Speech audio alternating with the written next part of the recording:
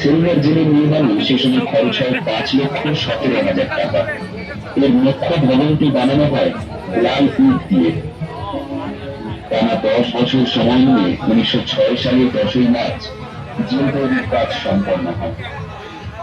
কালাপানির জেলে বন্দি থাকা স্বাধীনতা খুব বেশি।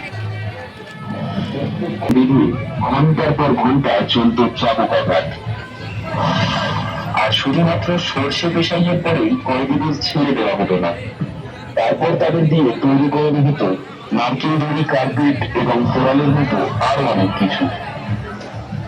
আর কাজে সামান্য বিঘ্ন ঘটলেই তাদের ছাড়া বন্ধ করে রাখা হতো।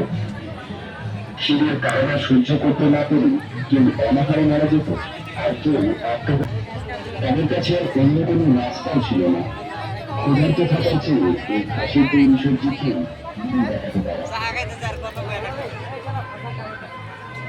আর খাবার জল, সেই জলের সঙ্গে ঘুষের তুলনা করলেও বন্যার ভুল হয় না।